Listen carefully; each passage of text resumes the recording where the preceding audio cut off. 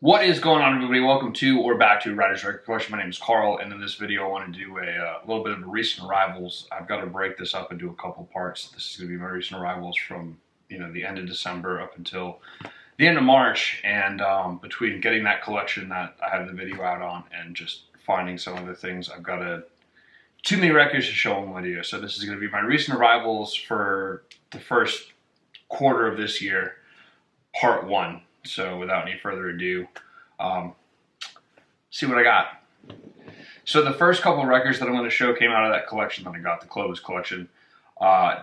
Again, if you haven't seen this video, I got a big record collection for Christmas. A family friend gave me all their records. Some really good stuff in that collection, some mediocre stuff, and some stuff that I've gotten rid of subsequently. But first couple of records I'm going to show came out of that. I really found some good gems in that. So first and foremost is the Young Rascals with their album Groovin'. This was released in, I believe, 1967. This is a good rhythm soul kind of album. Overall, a super enjoyable listen. This was, like I said, came from that collection. Really good, strong VG plus. On the Atlantic Blue and Green label, this is a pretty easy album to find, but overall it's a very enjoyable album. I probably would not have picked this up if I found it at a record store on its own, but having been gifted to me, I can't complain, so I'm glad to have the collection. So, the Young Rascals, Groovin'.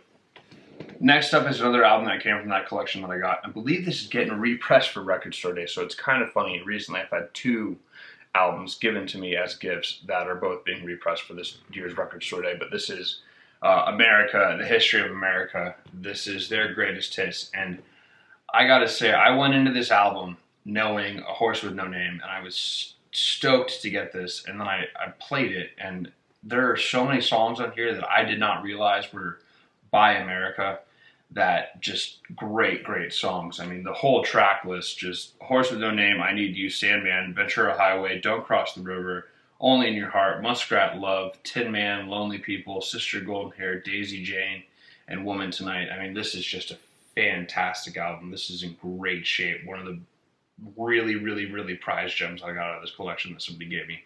This is very like Crosby, Stills, Nash and Young feel, but I think it's much better. It's a mixture of Crosby, Stills, Nash and Young and the Eagles, but just overall super enjoyable, good country rock listen.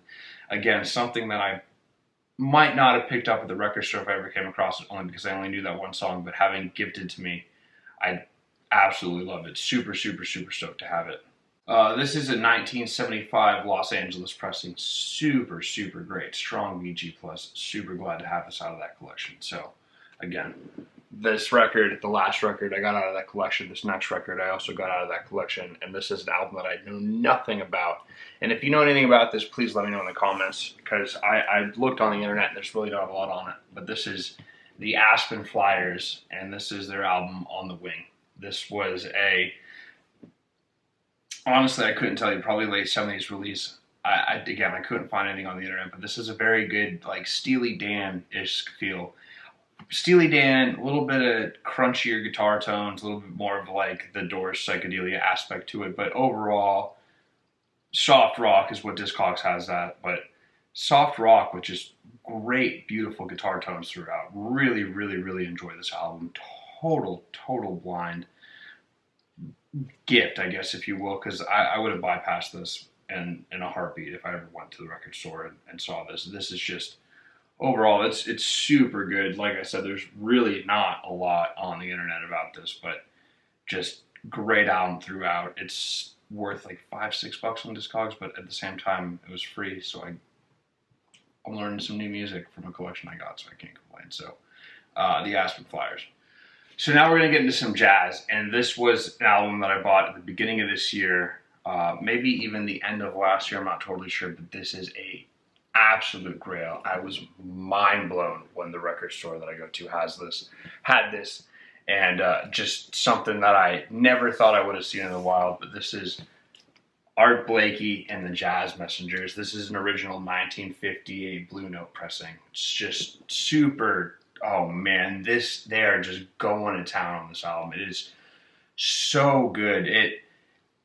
Art Blakey, I'm getting into jazz. I'm learning more and more about jazz as I'm going, and this was just one of the albums that I had to pick up, and I probably could have found a repress of, but again, like I said, walked into the record store. This is sitting there on the Holy Moly wall, and just fantastic jazz music. All the players on this are just going for it. This is Lee Morgan on the trumpet, Benny Goldson on the tenor sax, Bobby Timmons on the piano, Jimmy Merritt on the bass, and Art Blakey on the drums. And man, what a fantastic album. This is the second Blue Note album I'm very, very glad to welcome to the collection, and I cannot say enough good things about this album. This is a strong VG, but that being said, originally released in 1958, this album's seen some stuff that's been around. I'm sure it's had several plays, and my wife and I were cooking dinner the other day, and I put this on, and we were just having a ball. And I think for me, collecting records, that's what it's all about. It's all about the memories that you associate with certain albums, and I will forever have the memory of something super simple like cooking dinner with my wife and playing with this album, and just strong VG plus, a little bit of surface noise, but man, 1958 Blue Note. Whew, super, super stoked to find that. Blown away. And now to continue in that vein of jazz, this is another jazz album that I got from that collection, and a lot of people might not like this, but this is Sergio Mendes and Brazil 66, their album Fool on the Hill. If you watch this channel enough, you know how much I like Herb Alpert. I saw Herb Alpert and Lonnie Hall, who was in this band, in concert a couple of years ago, and it just blew my mind. So Herb Alpert got his whole discography. Through that concert, I stumbled upon Sergio Mendes and Brazil 66, and blew me away. They were signed to the A&M Records. Herb Alpert was one of the guys that signed them. And this starts out with a beautiful cover of Fool on the Hill by the Beatles, and then just blasts into some fantastic bossa nova, Portuguese music. They're just, the vocals on this are awesome. The two female singers, Lonnie Hall, and I'm not sure of the other woman's name, they really take it away. And all of these early Sergio Mendes Brazil 66 albums with the original lineup are all fantastic. I think this is their second or their third. They released, I believe, 4 with the original lineup. That collection that I got, I've got the subsequent 3 that I needed. So I've completed the original discography for these guys, but just beautiful bossa nova jazz music, early or late 60s. I think this was 67, 68 maybe, but just beautiful, beautiful bossa nova Portuguese music. Just lovely, lovely stuff on the A&M label. Super, super glad to have it.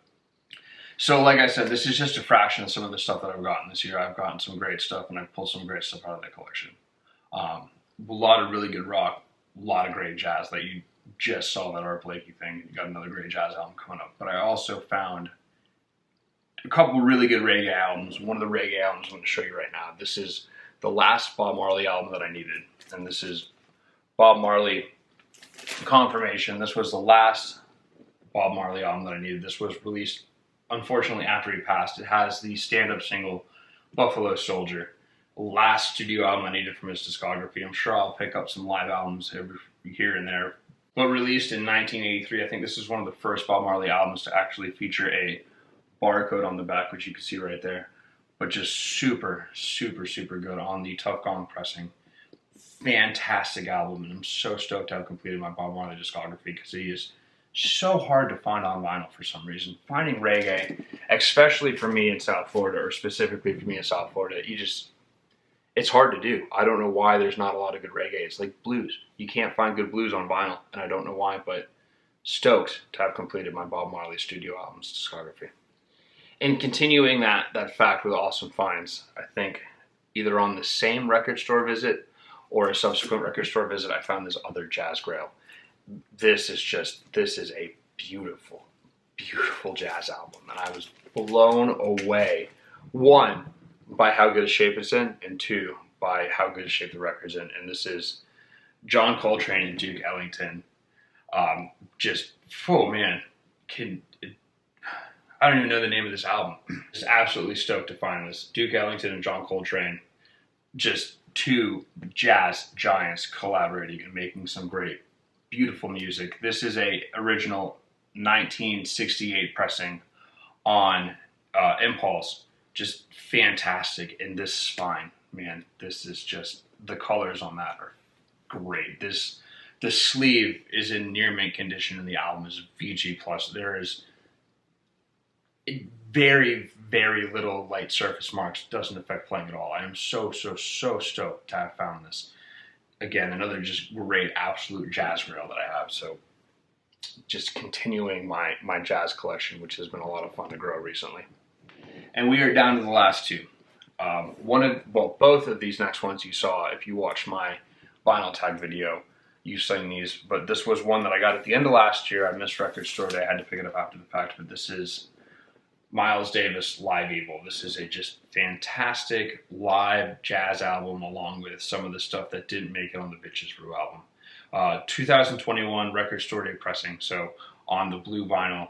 Very good sound quality. Super stoked to have it. But overall, the prompt on the vinyl tag that I did was the most out of your comfort zone record you got. And this and Bitches Brew were the most out of my comfort zone, but very nice welcome addition to the collection. Super glad to have it. So Live Evil by Miles Davis is another great welcome to jazz edition to build out my jazz. So we've hit our stride with some great jazz albums. We've hit our stride with some great reggae albums. I've had a lot of fun growing my collection so far this year. And the one album that kept getting mentioned in that collection that I got is one of the best psych albums I think I've ever added to my collection. And this is Strawberry Alarm Clock, their album Incense and Peppermints. Great 1967 psych rock. Just fantastic music. Original mono pressing. Stoked to have this. And out of all those records that I got in that collection, this was the one that a lot of people just kept commenting on, and surprisingly, you never see this in the wild, so when I saw this, I was stoked.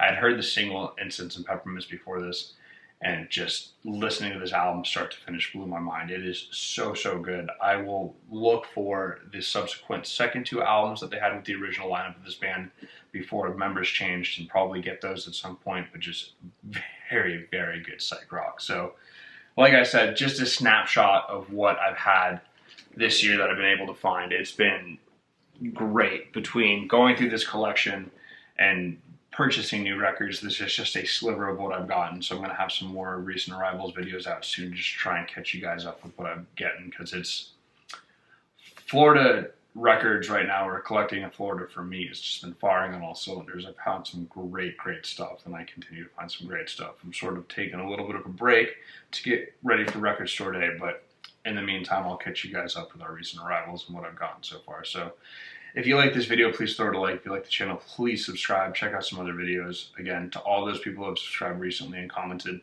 I really do appreciate it. It means a lot. And until the next time, have some fun, spin some wax.